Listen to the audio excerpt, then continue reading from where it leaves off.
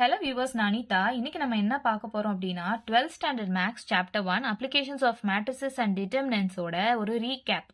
இந்த ஃபுல் சாப்டரோட ஒரு ரீகேப், அதில் என்னெல்லாம் ஃபார்முலாஸ் யூஸ் பண்ணியிருக்கோம், எந்த சம்முக்கெலாம் யூஸ் பண்ணியிருக்கோன்ற மாதிரி ஒரு ரீகேப் மாதிரி நான் இந்த வீடியோவில் போடுறேன்.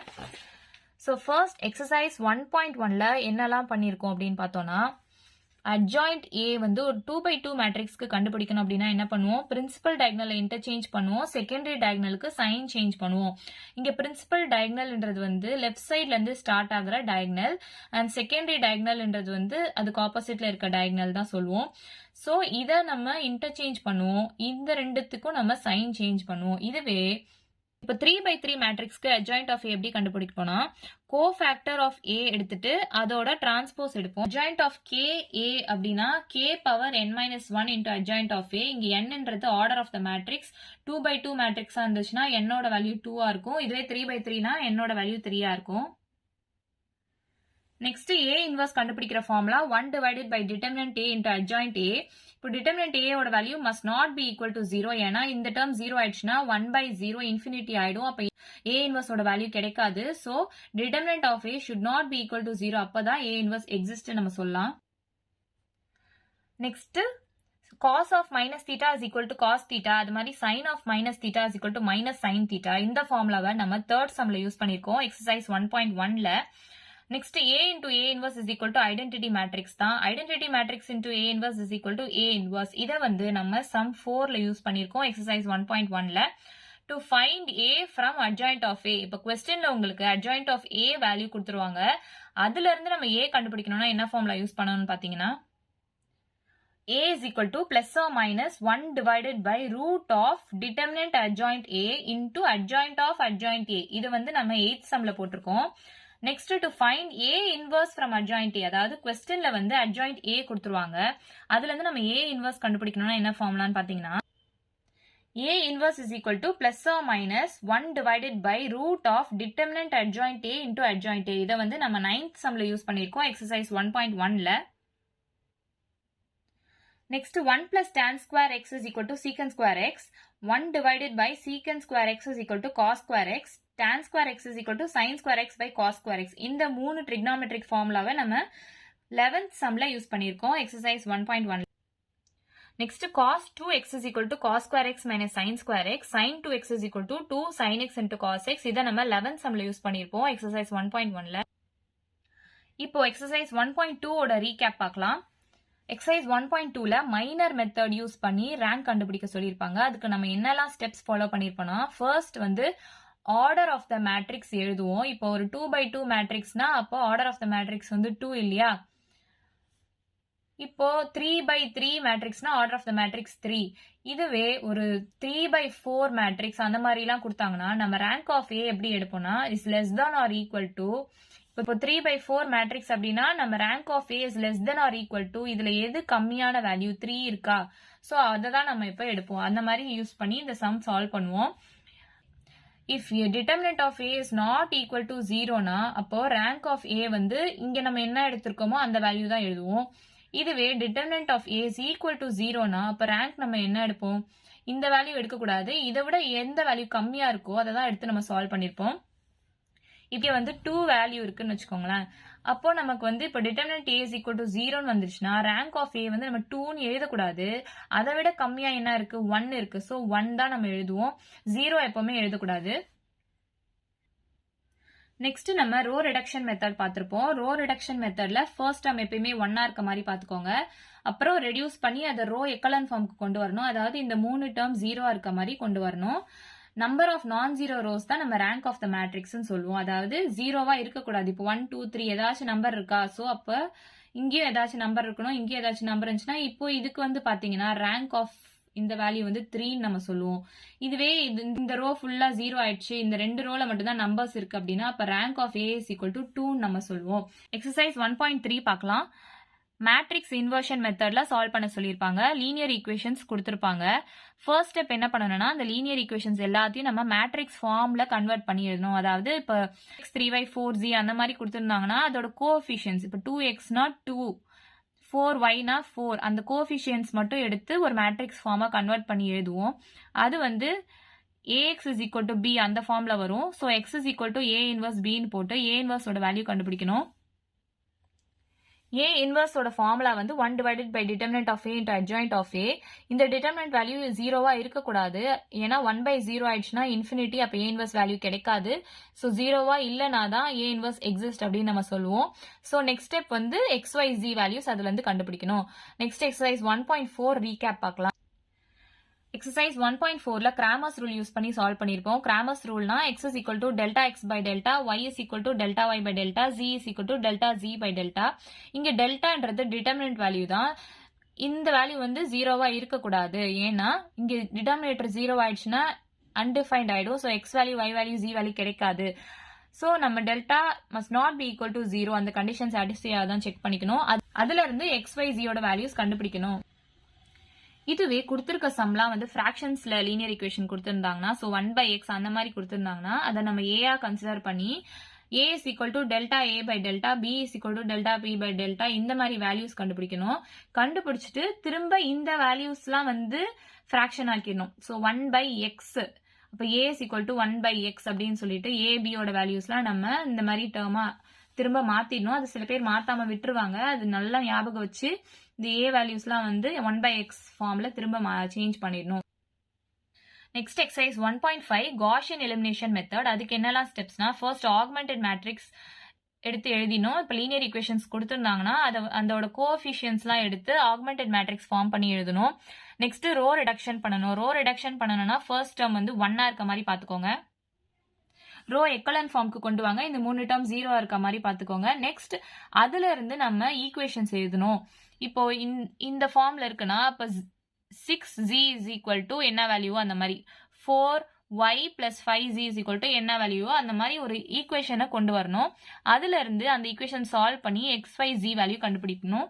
இதுதான் நம்ம காஷியன் எலிமினேஷன் மெத்தட் சொல்லுவோம். நெக்ஸ்ட் எக்ஸசைஸ் 1.6 ஓட ரீகேப் பார்க்கலாம். கொஸ்டின் என்ன கொடுத்திருப்பாங்கன்னா, test for consistency and solve by rank method கொடுத்திருப்பாங்க. டெஸ்ட் ஃபார் கன்சிஸ்டன்சினா இந்த 3 கண்டிஷன்ஸ் இருக்கு. Rank of A is not equal to rank of A bar B அப்படின்னா inconsistent and has no solution சொல்லுவோம். இதுவே rank of A is equal to rank of A bar B is equal to n. இங்க nன்றது number of unknowns. இப்ப xyz நமக்கு வேல்யூ தெரியல அப்படின்னா xyz 3 டேர்ம் இருக்கா, அப்போ என்னோட வேல்யூ வந்து 3 நம்ம சொல்லுவோம். Consistent and has unique solution அப்படின்னு சொல்லலாம். இதுவே rank of A is equal to rank of A bar B is equal to 2 அப்படின்னு இருந்து அந்த வேல்யூ வந்து லெஸ் தென் n, அதாவது நம்பர் ஆஃப் அன்னோன்ஸ். இந்த கண்டிஷன் சாட்டிஸ்ஃபை ஆச்சுன்னா அப்போ இந்த ஈக்குவேஷன் வந்து நம்ம consistent and has infinitely many solutions அப்படின்னு சொல்லுவோம். ஸோ ஸ்டெப்ஸ் எப்படி ப்ரொசீட் பண்ணுவோம்னா, ஃபர்ஸ்ட் மேட்ரிக்ஸ் ஃபார்ம்ல எழுதிடுவோம். கொடுத்துருக்க லீனியர் ஈக்குவேஷன்ஸை கோஎஃபிஷியன்ஸ் ஆஃப் xyzலாம் எடுத்து மேட்ரிக்ஸ் ஃபார்மா எழுதிட்டு, அதாவது ax is equal to b இந்த ஃபார்ம்ல எழுதணும். நெக்ஸ்ட் ஆக்மெண்டட் மேட்ரிக்ஸ் கண்டுபிடிக்கணும் a பார் b. அதுக்கப்புறம் ரோ ரிடக்ஷன் பண்ணுவோம். ஃபர்ஸ்ட் டைம் 1 இருந்தா சால்வ் பண்றதுக்கு ஈஸியா இருக்கும். இல்லைன்னா நமக்கு வர சம் பொறுத்து அதுக்கேற்ற மாதிரி நம்ம சேஞ்ச் பண்ணி சால்வ் பண்ணிக்கலாம். ரோ எக்கலன் ஃபார்முக்கு கொண்டு வரணும். இந்த 3 டேர்மும் 0 ஆக்க ட்ரை பண்ணணும். Next rank of A bar B கண்டுபிடிக்கணும். இங்க ரேங்க் ஆஃப் ஏனா இதான் வந்து ஆக்மெண்டட் மேட்ரிக்ஸ்னு வச்சுக்கோங்களேன். இந்த பார்ட் மட்டும் தான் ரேங்க் ஆஃப் ஏ, அதாவது நம்பர் ஆஃப் நான் ஜீரோ ரோஸை நம்ம எடுத்து பண்ணுவோம். இதுவே ரேங்க் ஆஃப் ஏ பார் பினா இது ஃபுல்லா ஒரு ரோவா கன்சிடர் பண்ணி நம்ம நான் ஜீரோ ரோஸை கால்குலேட் பண்ணி அது எத்தனை இருக்கோ அதுதான் நம்ம ரேங்க் ஆஃப் ஏ பார் பின்னு எழுதுவோம். நெக்ஸ்ட் ஸ்டெப் வந்து கன்சிஸ்டன்சி டெஸ்ட் பண்ணணும். அந்த 3 கண்டிஷன் ஸ்டார்டிங்ல சொன்னாலியா அதுபடி செக் பண்ணி எழுதணும். அப்புறம் அதை வந்து நம்ம ஈக்குவலண்ட் ஈக்குவேஷன்ஸா கன்வெர்ட் பண்ணி எழுதணும். இப்போ 6z is equal to என்னவோ அது வருது. அப்போ 4y plus 5z is equal to என்னவோ அந்த மாதிரி ஒரு லீனியர் ஈக்குவேஷனா கன்வெர்ட் பண்ணி நம்ம எழுதிட்டு அதுல இருந்து xyz வேல்யூஸ் கண்டுபிடிக்கணும். இதுவே அந்த லீனியர் ஈக்குவேஷனா கன்வெர்ட் பண்ணி எழுதும் போது இந்த கடைசி வேல்யூ ஃபுல்லா 0 ஆயிடுச்சு அப்படின்னா நம்ம z is equal to 0ன்னு போடக்கூடாது. இன்ஃபினிட்லி மெனி சொல்யூஷன்ஸ் அந்த மாதிரி கன்சிஸ்டன்சில வந்துச்சு அப்படின்னா இந்த z is equal to 0 நம்ம போடக்கூடாது. ஏன்னா நிறைய சொல்யூஷன் கிடைக்கும். அப்போ ஜீன்றது 0வா இருக்காதுன்றது தான் அர்த்தம். நம்ம z is equal to t அந்த மாதிரி ஏதாச்சும் ஒரு வேரியபிளை கன்சிடர் பண்ணி xyz வேல்யூவை கண்டுபிடிப்போம். நெக்ஸ்ட் எக்ஸசைஸ் 1.7 ஓட ரீகேப் பார்ப்போம். சால்விங் ஹோமோஜீனியஸ் ஈக்குவேஷன்ஸ் தான் கொஸ்டின்ஸ் கொடுத்திருப்பாங்க. என்னென்ன ஸ்டெப்ஸ் ஃபாலோ பண்ணுவோம்னா, ஃபர்ஸ்ட் வந்து மேட்ரிக்ஸ் ஃபார்மா கன்வெர்ட் பண்ணி எழுதுவோம் கொடுத்திருக்க லீனியர் ஈக்குவேஷன்ஸை. அதாவது coefficient of X, coefficient of Y, coefficient of Z எல்லாத்தையும் எடுத்து மேட்ரிக்ஸ் ஃபார்மா எழுதுவோம். ax is equal to b இந்த ஃபார்ம்ல எழுதிட்டு ஆக்மெண்டட் மேட்ரிக்ஸ் கண்டுபிடிக்கணும். ஆக்மெண்டட் மேட்ரிக்ஸ்னா a bar b. So row reduction பண்ணுவோம் இல்லையா? சோ ஃபர்ஸ்ட் டேர்ம் 1 இருக்க மாதிரி பாத்துக்கணும். ரோ எக்கலன் ஃபார்ம்னா இந்த 3 டேர்ம் 0 வர மாதிரி பாத்துக்கணும். நெக்ஸ்ட் அதுல இருந்து நம்ம ரேங்க் கண்டுபிடிக்கணும். ரேங்க் ஆஃப் ஏனா ஆக்மெண்டட் மேட்ரிக்ஸ் பொறுத்த வரைக்கும் இந்த பார்க்கு லெஃப்ட் சைடு இருக்கிறது தான் ஏ. சோ இந்த ரேங்க் ஆஃப் ஏனா நம்பர் ஆஃப் நான் ஜீரோ ரோஸ் பார்த்து எழுதுவோம். ரேங்க் ஆஃப் ஏ பார் பினா மொத்தமா ரோவா எடுத்து பார்த்து ரேங்க் எழுதுவோம். நெக்ஸ்ட் கன்சிஸ்டன்சி டெஸ்ட் பண்ணணும். நான் அந்த கன்சிஸ்டன்சி டெஸ்ட் பண்றதுக்கு ஹோமோஜீனியஸ் ஈக்குவேஷன்ஸ்க்கு 2 கண்டிஷன்ஸ் இருக்கு. ஸோ ஹோமோஜீனியஸ் ஈக்குவேஷன்ஸ்க்கு கன்சிஸ்டன்சி டெஸ்ட் பண்ணணும்னா 2 கண்டிஷன்ஸ் இருக்கு. Rank of A is equal to rank of A bar B is equal to n அப்படின்னா என்னன்றது நம்பர் ஆஃப் அன்னோன்ஸ் பை ஜீனா அப்ப n இஸ் ஈக்குவல் டு 3ன்னு அர்த்தமா? ஸோ டிட்டர்மினன்ட் ஆஃப் ஏவோட value should not be equal to 0. இந்த condition satisfy ஆச்சுன்னா நம்ம சிஸ்டம் ஆஃப் ஈக்குவேஷன் வந்து கன்சிஸ்டன்ட் அண்ட் அஸ் யூனிக் சொல்யூஷனும் சொல்லுவோம், ட்ரிவியல் சொல்யூஷன் கிடைச்சிருக்கணும் சொல்லுவோம். So rank of A is equal to rank of A bar B is less than n அப்படின்னா determinant ஏவோட வேல்யூவை ஈக்குவேட் டு 0 பண்ணோம்னா நான் ட்ரிவியல் சொல்யூஷன் அப்படின்னு நம்ம சொல்லுவோம். இங்க இந்த டிட்டர்மினன்ட் வேல்யூ எல்லாம் கண்டுபிடிச்சு போடணும்னு அவசியம் இல்லை. இந்த கண்டிஷன் மட்டும் பார்த்து நம்ம சாட்டிஸ்ஃபை ஆச்சுன்னா ஓகே. இது 3 மார்க்ஸ் சம்ஸ் அந்த மாதிரி கேட்டாங்கன்னா டிட்டர்மினன்ட்டோட வேல்யூவை ஈக்குவல் டு 0ன்னு போட்டு என்ன சொல்யூஷனோ அதை நம்ம கண்டுபிடிச்சு சால்வ் பண்ணுவோம். இது வந்து எக்ஸசைஸ் 1.8ல அப்ஜெக்டிவ் டைப் கொஸ்டின்ஸ்லாம் நம்ம யூஸ் பண்ணுவோம். So write equivalent equations from row echelon form. இந்த augmented matrixல row echelon form கிடைச்சிருக்கு இல்லையா? அப்போ இந்த terms எடுத்து நம்ம ஈக்குவேஷன் எழுதுவோம். இப்போ -17y - 34z is equal to 0 அந்த மாதிரி நம்ம ஈக்குவேஷனா ஃபார்ம் பண்ணி எழுதணும்.